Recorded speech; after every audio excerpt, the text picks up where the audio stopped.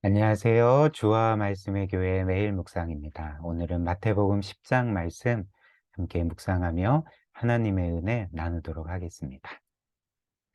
이 마태복음 10장을 보면 예수님께서는 12제자, 즉 우리가 아는 사도들을 세우십니다.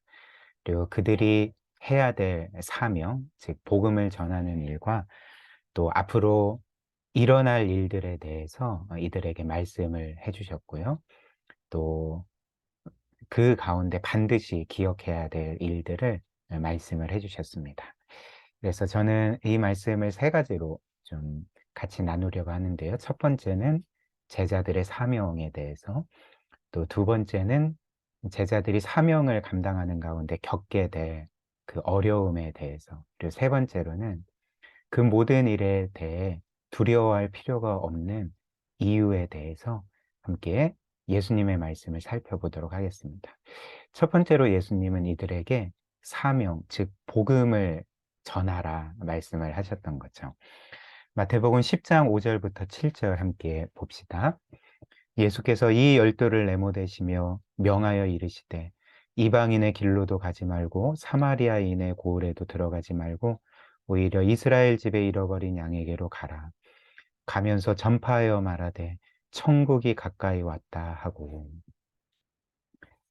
그런데 예수님은 제자들에게 너희는 가서 사람들에게 복음을 전하라 이렇게 말씀하셨을 뿐만 아니라 그들 중에 이 복음을 거부하는 사람들이 있지 않겠습니까?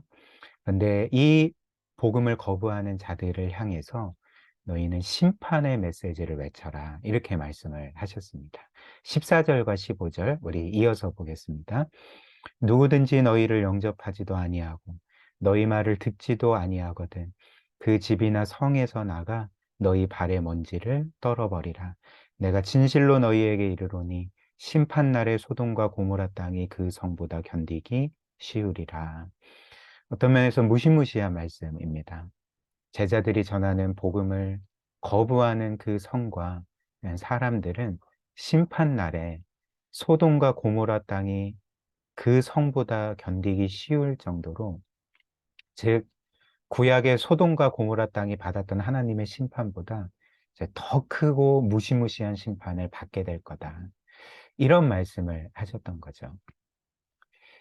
그렇다면 보통 사람들은 예수님의 이 말씀을 듣고 어떤 생각을 하게 될까요? 보통 이런 생각을 하기 쉽지 않겠습니까? 아, 예수님의 사랑에 대한 말은 다 거짓이에요. 하나님을 거부한 사람들이 이런 무시무시한 심판을 받는다고? 이렇게 사람들을 심판하신다고? 이런 분이 어떻게 우리를 사랑하시는 분이라 할 수가 있어? 그러니까 이런 식으로 생각할 수 있지 않겠습니까? 그런데 우리는 그 예수님의 심판의 메시지를 들을 때마다 사실 예수님이 진짜 어떤 분이신지, 예수님의 진짜 정체성이 어떤 것인지를 잊을 때가 많은 것 같습니다. 그래서 이런 예수님의 심판의 경고를 굉장히 어색해하고 예수님과는 어울리지 않는 말씀처럼 여길 때가 많다는 거죠. 그러나 지금 이렇게 심판의 메시지, 이런 부분들을 경고하고 있는 예수님은 그 사실 어떤 분이십니까? 그분은 사실 거룩하고 공의로우신 하나님이신 거죠. 이 세상을 초라한 사람으로서 사셨지만 사실 그분은 그때에도 온 천지 만물을 창조하신 무한하시고 그 영광 가운데 거하시는 하나님이셨습니다. 온 세상 만물을 그분의 손안에 두고 있는 하나님이셨던 거죠. 특별히 그 예수님은 어떠한 분이십니까? 이 우주 만물을 창조하셨을 뿐만 아니라 온 세상 가운데 모든 선악에 대한 기준을 세우시고, 그리고 그 법을 세우셔서 그 법대로 통치하시는 분이신 거죠. 즉 예수 그리스도께서는 우주 만물의 모든 선악에 대한 법을 세우신 입법자이시고 그 법에 따라서 공정하게 모든 것들을 통치하시고 심판하시는 만왕의 왕이시라는 것입니다. 우주의 왕이시죠. 그런데 한번 생각을 해보십시오. 이런 우주의 입법자, 또 통치자, 우주의 왕이 죄를 가볍게 여기고 그 죄에 대해서 공정하게 처벌하지 않고 죄를 방치해서 그 죄로 인해서 이 온 세상이 혼란스럽게 되고 그리고 파멸에 이르게 되도록 그 방치하는 분이라면 그분을 우리가 공의로운 왕이라고 부를 수 있겠습니까? 그렇지 않죠. 아마 이 세상에 이런 왕이 있다면, 즉, 죄를 방치하고, 죄를 처벌하지도 않고, 죄로 인해서 자신의 왕국이 파멸에 이르도록 내버려 두는 왕이 있다면, 사람들은 그 왕을 불의한 왕으로 부를 것이고, 악한 왕이라고 부를 것입니다. 따라서 사람들은 그런 왕을 결코 신뢰할 수 없을 것입니다. 따라서 예수님도 당연히 그런 왕이 되시지 않는다는 거죠.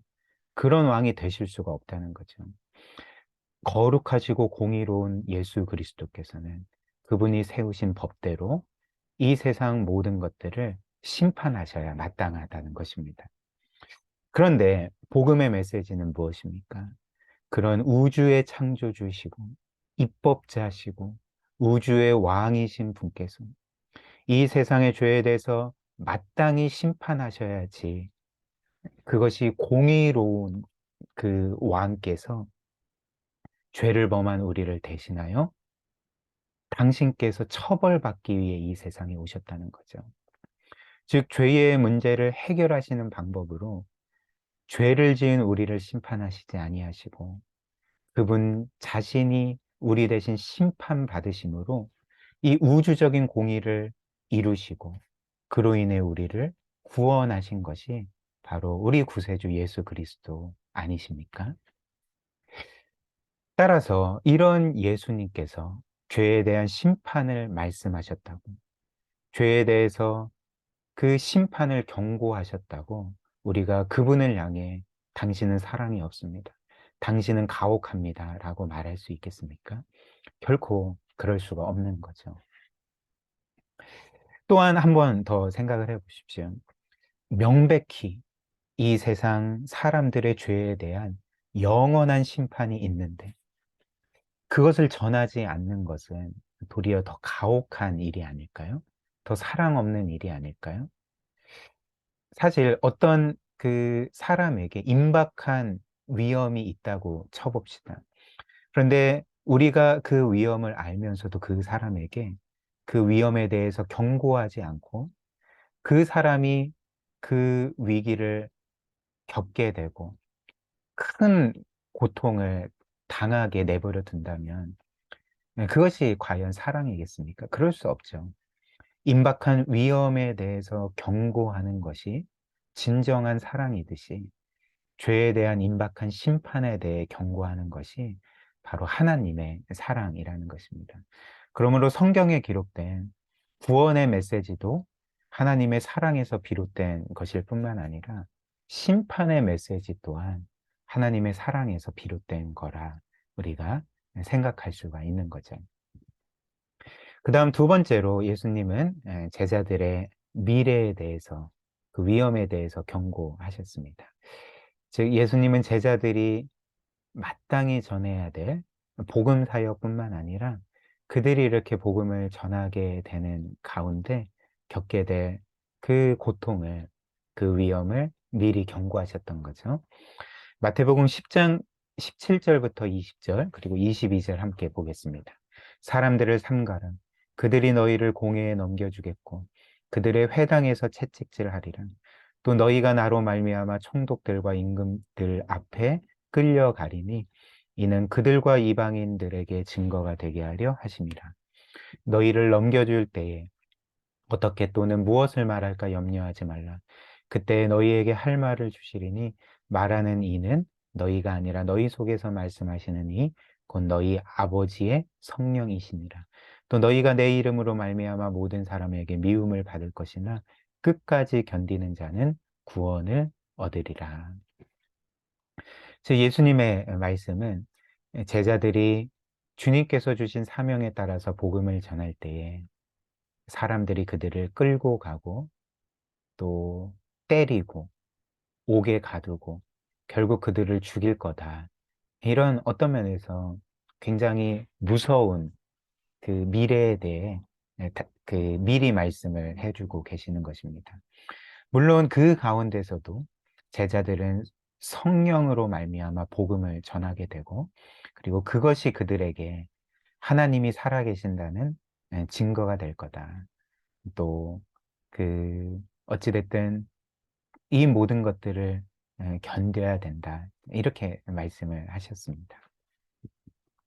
그래서 어찌됐든 우리가 이런 예수님의 또 다른 경고의 말씀을 통해 알 수 있는 중요한 사실 한 가지가 있습니다.